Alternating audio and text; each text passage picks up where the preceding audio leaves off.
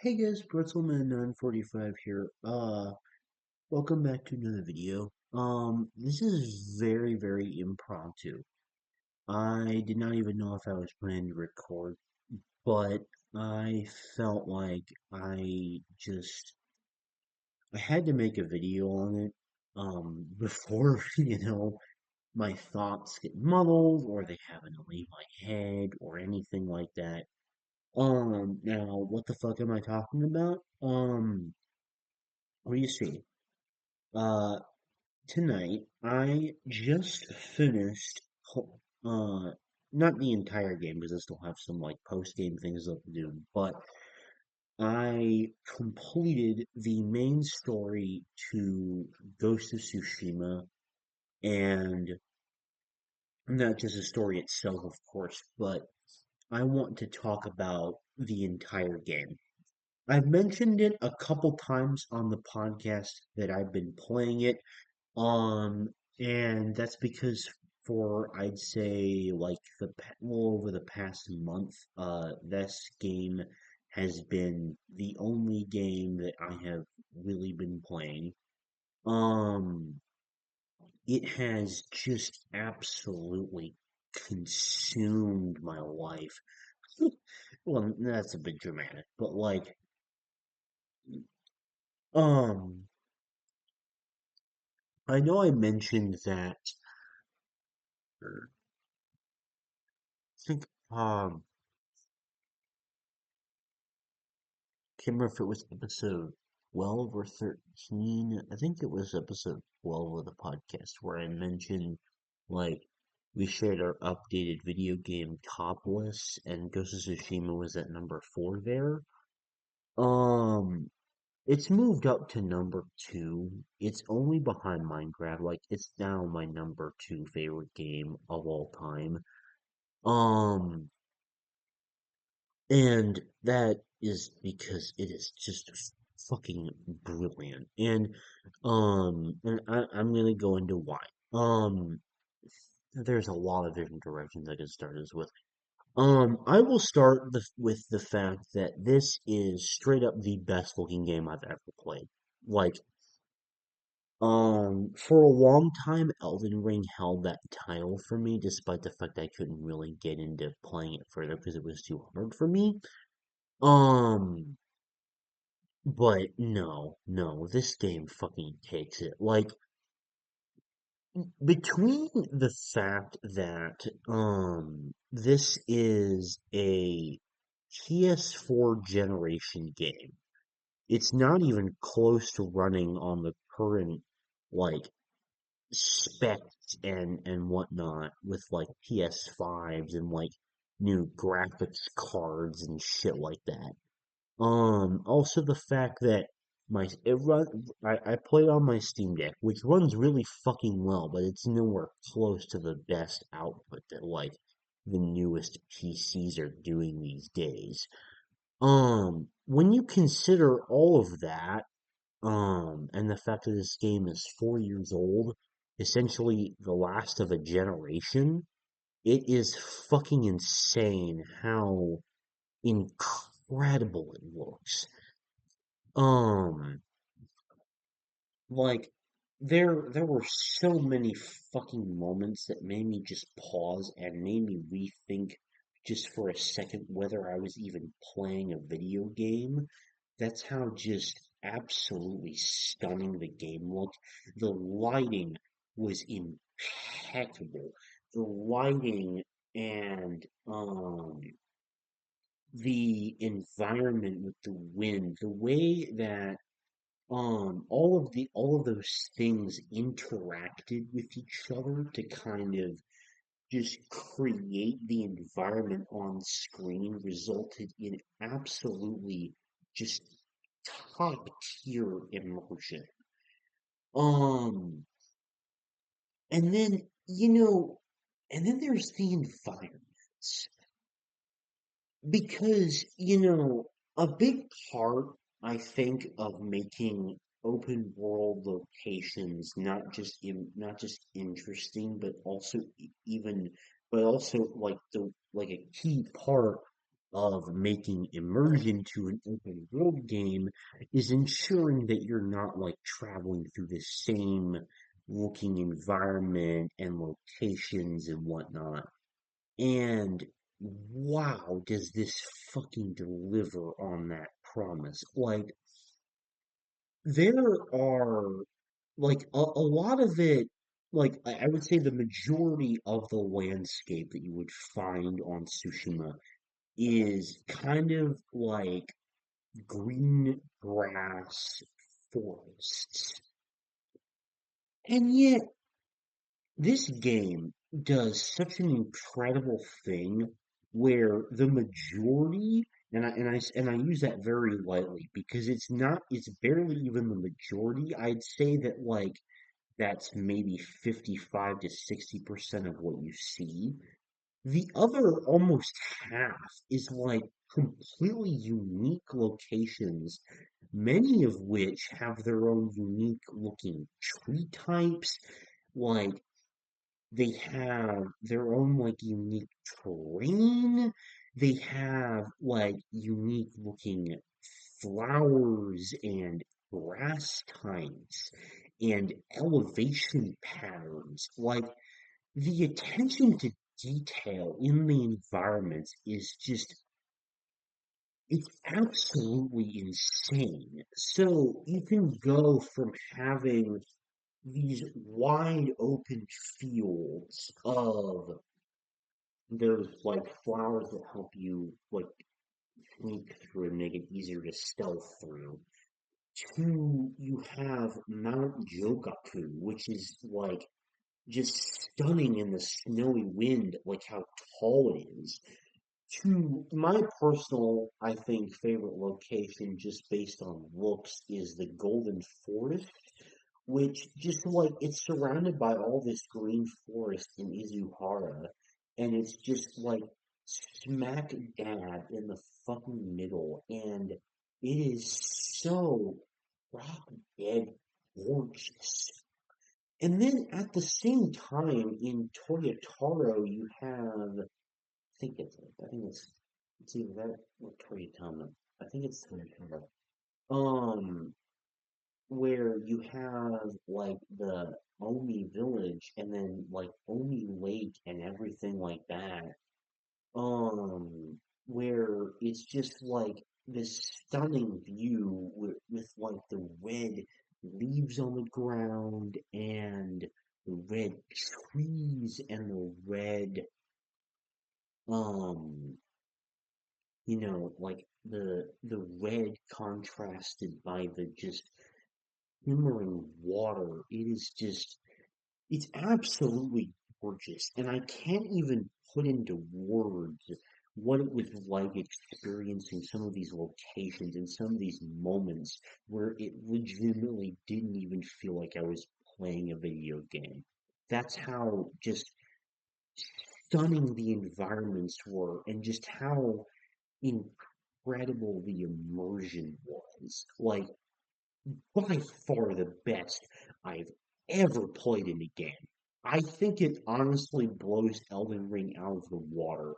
Just not only in terms of sheer graphical masterclass quality, but also in terms of just how incredible the environments were, how incredible the lighting was, and the natural effects and the overall immersion that that created. Just a whole other level for me.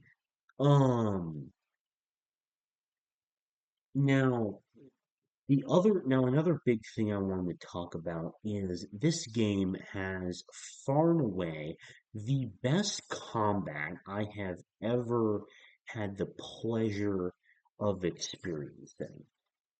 Um, second, I just realized that my mic was not plugged in. Okay, that's much, much better. All right. Sorry if the first half of this video has poor sound quality than usual. That is because I was an idiot and I forgot my mic was plugged in. Um, Anyway, as I was saying, yes, this game has the best combat I have ever had the pleasure of experiencing in a video game. And maybe quite possibly the best, like, just overall gameplay mechanics. I don't know. I have to talk about the stealth separately, because I really want to hit the combat first. So, not only is the combat fluid as fuck, like there are the four different stances that you can use to defeat all different kinds of enemies and that you slowly unlock, which oh my god, I have to talk about the progression as well. Fuck, this is gonna be a long video, I think. But um purely sticking to the combat, the the number one, I freaking love the forms that you can unlock and the way that you can transition to defeat enemies. It's amazing. Each form feels each like stance feels different and unique, and it feels good. Like I'm not like one for brutality necessarily, but like something about the way that your attacks land and you kill your enemies, it feels extremely satisfying. And also the way that you use the different stances to like break the guards and whatnot, and then expose the weaknesses and then destroy the enemies. It feels so satisfying and gratifying and very, very rewarding. But also, like the way that the absolute fluidity, it is like butter. I swear it is like butter on bread. I don't even like butter that much. But like it is so it's like you are switching from one form to the other as you beat this enemy and then take him out, and then you press the button, you switch the stance, and then immediately you attack another one, and then you kill him, and then you switch a stance again, and then you're immediately hacking away at another enemy with the correct stance. Like the absolute just sheer fluidity of the sequence of combat just fucking blows my mind. It is absolute fiction.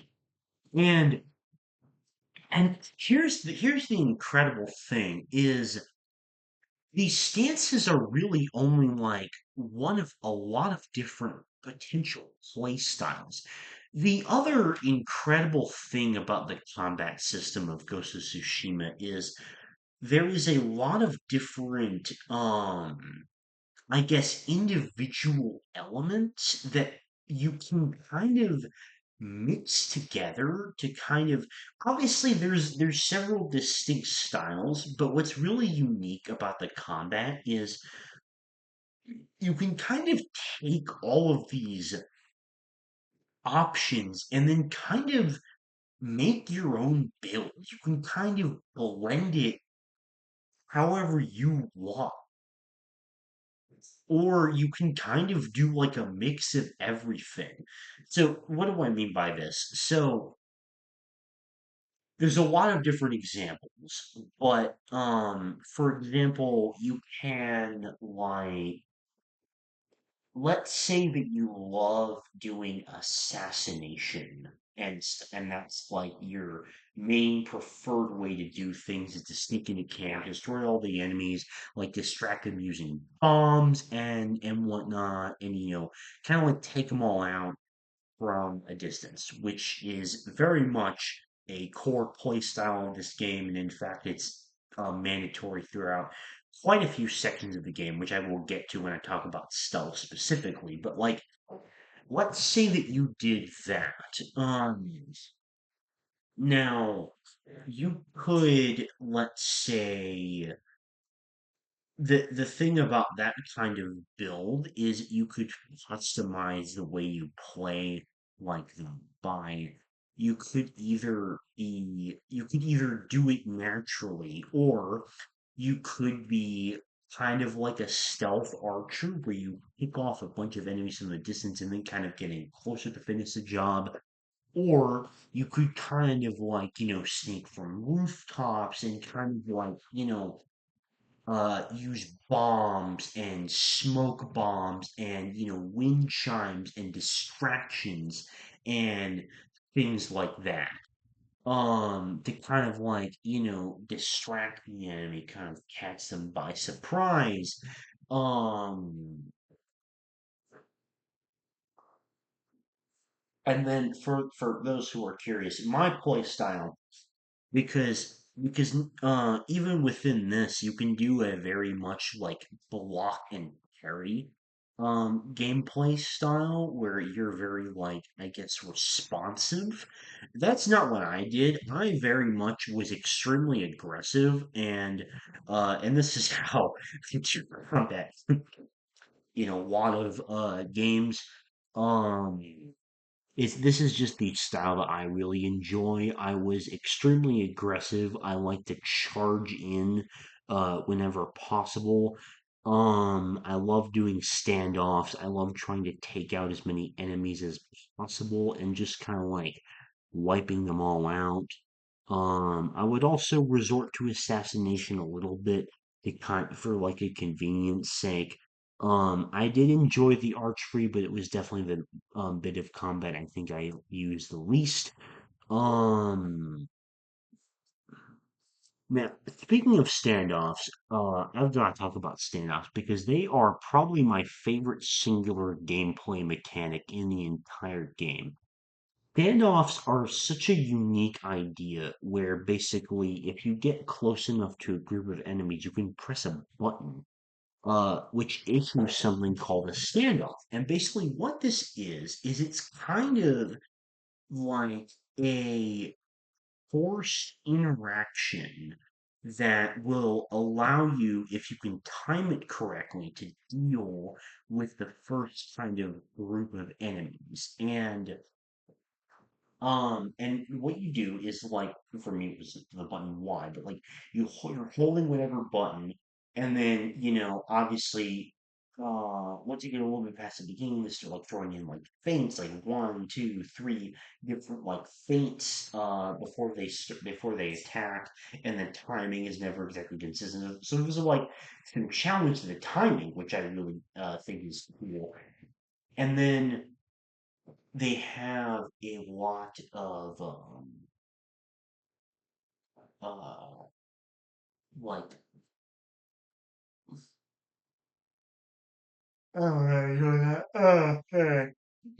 so once you're kind of in this like standoff, you hold the button and you wait for them to attack you. If you miss time, then you basically lose a lot of health and you have to heal really fast, and you can just defeat the enemies like normal.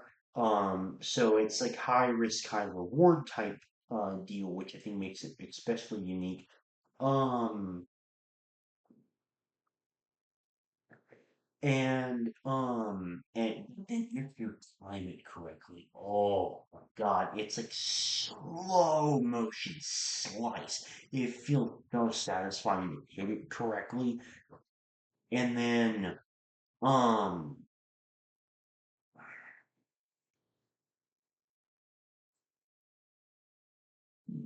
I'm tired, so I kind of am not exactly keeping track of my thoughts currently. Like I said, this is going to be very much kind of all over the place. And then eventually, as you up your techniques later in the game, you can like unlock, like you can start to kill two or three enemies. And I think with with the right suit of armor that you get very late in the game, you can do as many as four. I don't know if you can do more than that. I don't believe so. Um, and it can also be a really nice way to kind of thin out a group of enemies, which can be very useful. Um,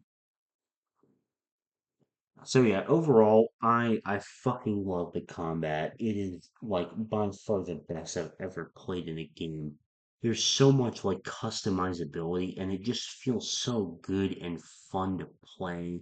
The boss battles are really simple. There's always like a consistent arena, and I can't think of a single situation where there was never like any kind of bullshit where like it would try to like bosses would try to summon ads because like all the boss fights are in these like duel-like things.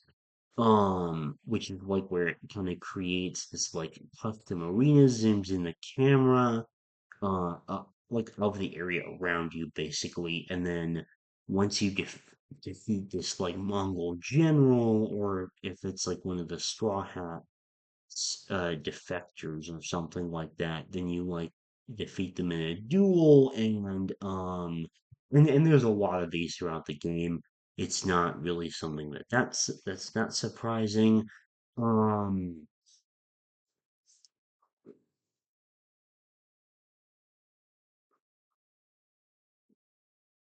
Now, next, I really need to talk about the stealth because not only does this game have the best combat, this also has, like, by far my favorite use of stealth mechanics in any video game because normally I absolutely hate stealth sections. I think they are such a fucking waste of time. And actually, I think this game is like the only time where I have ever actively enjoyed a um a stealth part, especially like forced ones. However, I will say that it still gets some complaints because there are some mandated stealth sections which are almost downright impossible without like completely failing the objective. Um and there are some others as well that are just like absolutely ridiculously fucking hard for literally no reason, it seems like. But in general, I really, really like the way they do stealth in here, the way that the focused hearing works to detect enemies. I think it just works quite well. I think that there's always like enough cover to be able to hide and such like that. Um,